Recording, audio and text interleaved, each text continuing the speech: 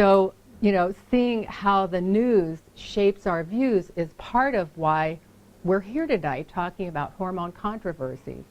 Because really, there is no controversy about hormones. We have very clear understanding of what part of hormones are dangerous and what part of hormones are safe, and how to make utilization of hormones safe for you and without risk, without any increased risk. Do women get breast cancer? Oh yes. 1 in 7, 1 in 8 women will get breast cancer. Is it because she's on estrogen? No. Toxins in the environment, excess body fat, poor diet, no exercise, all of those things, those are the reasons that feed into it. And so, you know, something like that happens very frequently. The question is, does the hormone cause it? That's the issue, not whether it happens or not. And so we're going to talk tonight about some of the other confusions that people have about hormones and, you know, where they come from.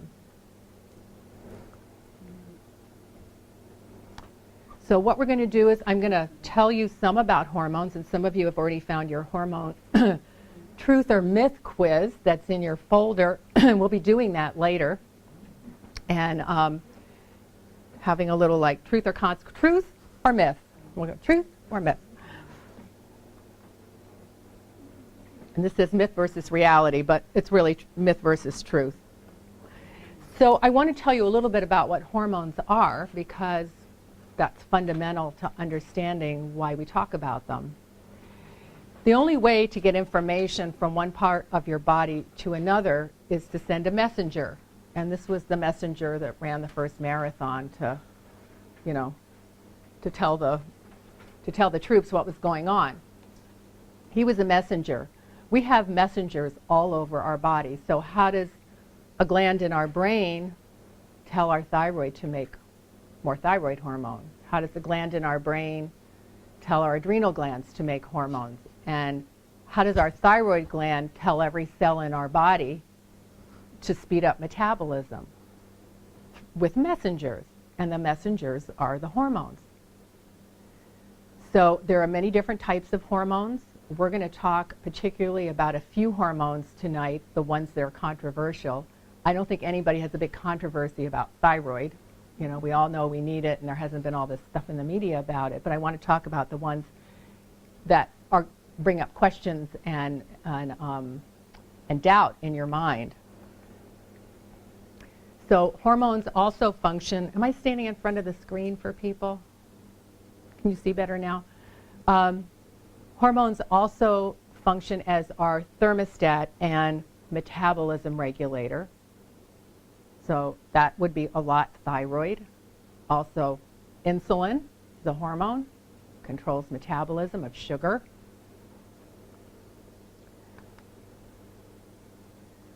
Hormones regulate aging, and this is the most important thing.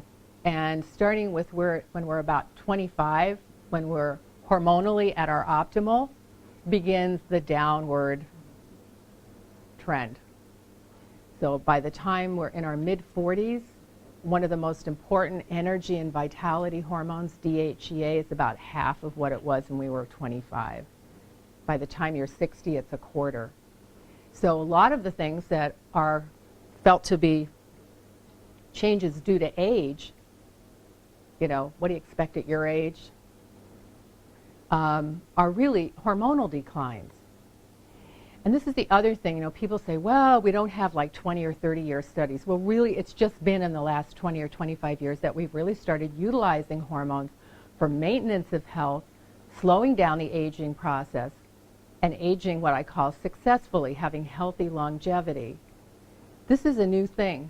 You know, in 1900, the expected lifespan was about 45 to 50 years old.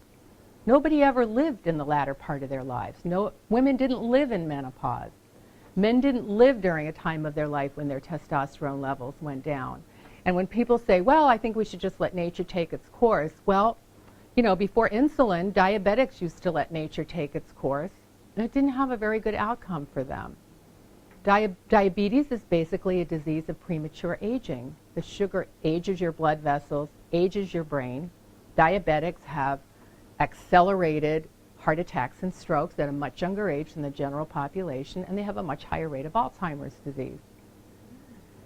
So that's an example of accelerated aging. So if we can slow down the aging process, we will age more healthfully. We've done a whole lot to expand our lifespan, right? So it went from age 45 or 50 in 1900 to here we are 200 years later, no, 114 years later. I'm not good at subtracting.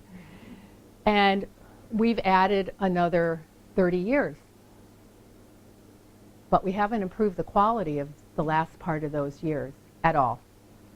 And that's come from academic centers that have looked at it.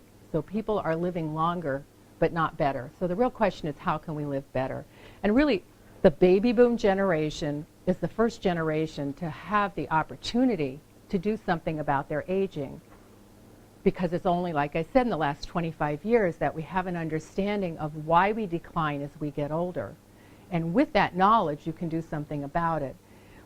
A large part of it is hormones. There are other things. There's oxidation, you know, rusting from the inside out. It's diet dependent and exercise dependent. You know, there are a whole lot of different processes. Sugar abnormalities, like with diabetes. You don't have to be a diabetic to undergo adverse effects from too much sugar. Don't wait till they call you a diabetic to control your sugar. You know, even if your sugar is elevated but not diabetic, you have a higher risk of dementia. So we have this understanding about the aging process, and that's allowed us to develop programs and supplements and approaches to slowing down that process and decreasing our risk of serious chronic illness. We know that all chronic illnesses, and what do I mean by chronic illnesses?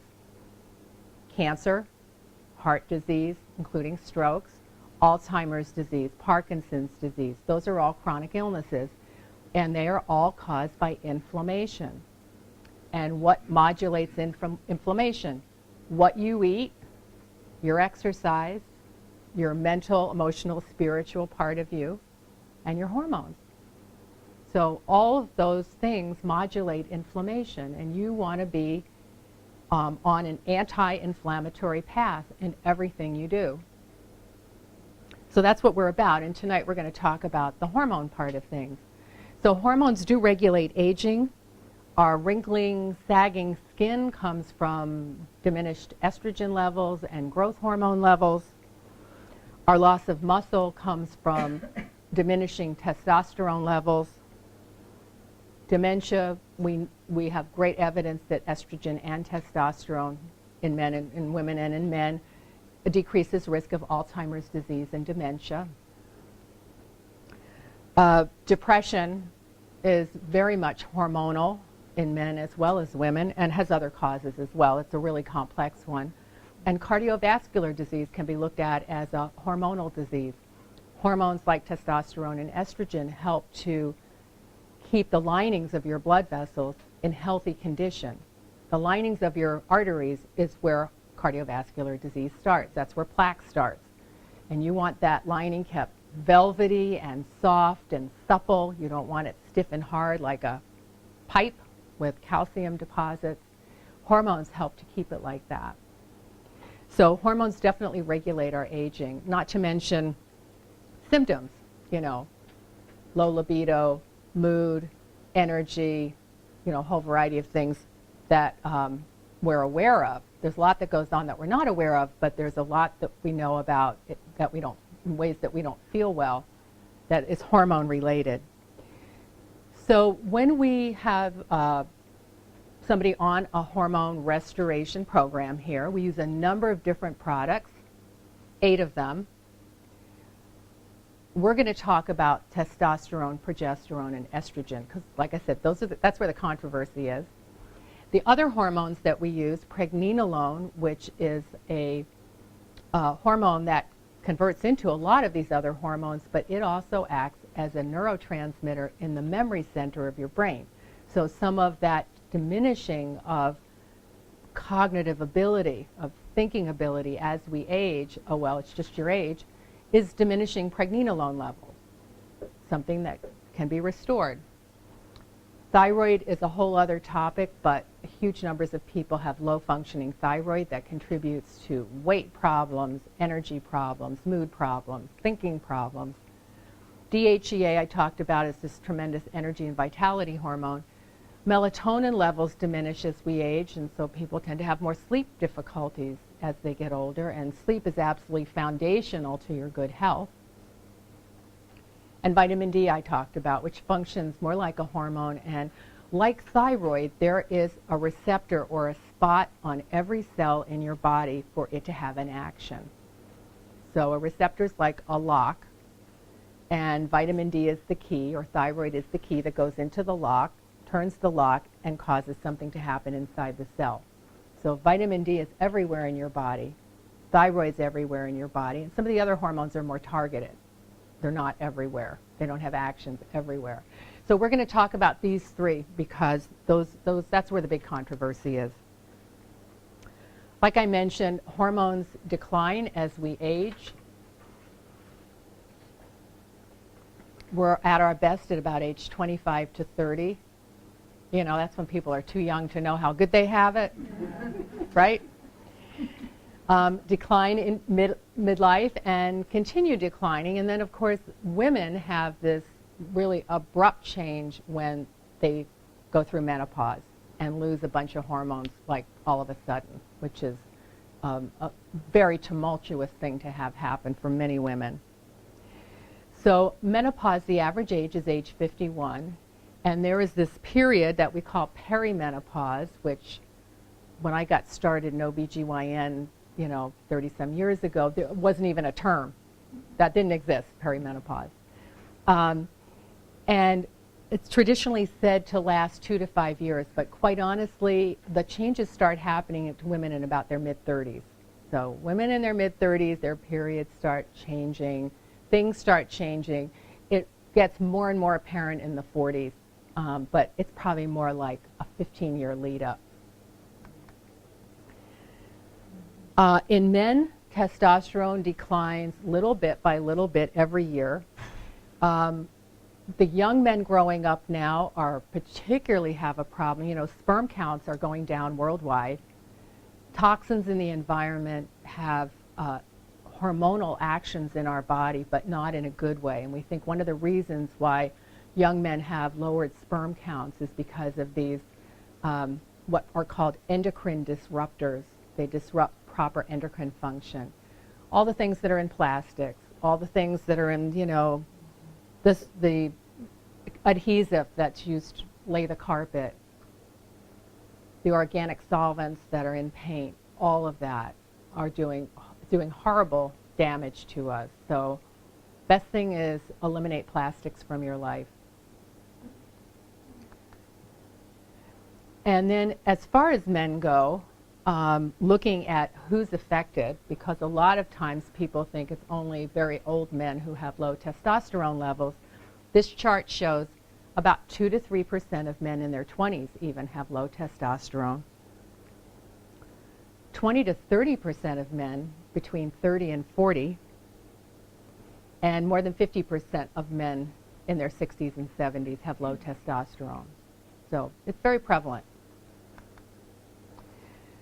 So in men, there's this new term that was developed called andropause, because andro is the Greek name for the male hormones. Testosterone and some of the other male hormones are called androgens. So this was called andropause in men and menopause in women. And sometimes we call it manopause. So we're going to talk about menopause and manopause. It probably should be womanopause and manopause. But anyhow. So these are a list of things, a partial list, and it's in your handout of symptoms. Remember I talked about symptoms. There are things that go on that you're not aware of in your body, but then there are symptoms you are aware of. And I know I see a skewed part of the population because people that come to see me because they have a problem by and large. Occasionally people come because they want to maintain good health and they're feeling pretty good, but most people come because they're feeling terrible and have any number of these problems with energy, sex drive, moods. They're not sleeping well. not as strong, thinking not as clear, higher body fat. You know, what happens as you get older is, even if you don't gain weight, you get this shape shifting where you get more fat around the middle and your muscles start going away. So your body fat increases and your muscle mass decreases. And it is really, it's part of healthy longevity. You must exercise and maintain your muscle mass. Low muscle mass, there's a medical name for it, it's called sarcopenia. And people who are sarcopenic, who don't have enough muscle mass, have much higher mortality. So you will die earlier if you don't maintain your muscle mass. So people that, you know, elderly people that are kind of bird-like looking, you know, they're very tiny. For the most part, they have skin and they have bones. They may not have much fat, but they don't have muscle. And you need the muscle. And exercise performance, people notice, men a lot notice this. They can't do what they've been accustomed to doing as far as exercise on the racquetball court or playing tennis, you know, really active sports. They're not able to perform as well. And some women too, women that are more vigorous exercises will start seeing that they can't lift weights as heavy. It takes them longer to recover when they do exercise. A lot of this is hormonal. Some of it is nutrient deficiencies as well. So this is the reality of menopause. And it's pretty much the same thing for women in menopause. The risk of being in menopause with low testosterone is premature aging, higher incidence of heart attacks and strokes. I think you guys will be able to answer this quiz really well by the time we get there. Increased dementia if you have low testosterone. Higher body fat. Like I mentioned, testosterone helps you maintain your muscle.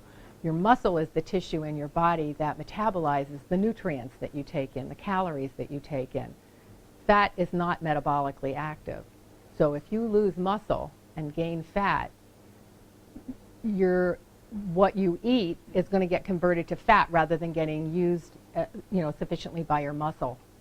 Is that clear? I think I didn't say it clearly. I'll say it again.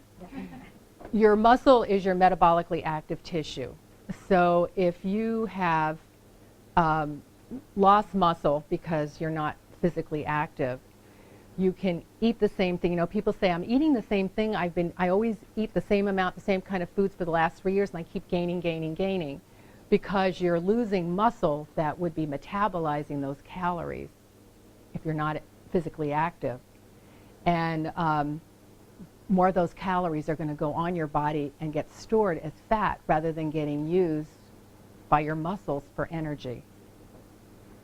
What you eat either goes, some of it goes to your brain because your brain needs a lot of calories to function.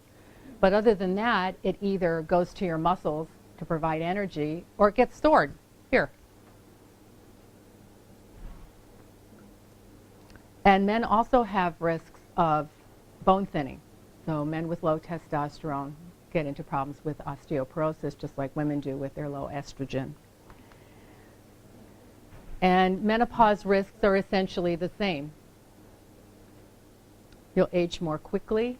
We know that women before menopause have a relatively low amount of cardiovascular disease, and shortly after menopause, we catch up with men. We have as many heart attacks shortly after we turn menopausal. There's something about estrogen that's protective. Estrogen is important in terms of people for a long time. It's not so much anymore, but people used to say, I'm worried about being on estrogen because I'm afraid it's going to make me fat, because they think about the chickens that are, goosed up with hormones to make them fat. And in fact, estrogen helps you keep from laying on this mid-abdomen fat. And estrogen also, very importantly, helps make you more resilient to stress. So all the changes that go on when you become stressed that make you store more fat are mitigated by estrogen, which keeps you from suffering those physiologic effects of stress as severely. Estrogen is anti-inflammatory, like I said, in your arteries.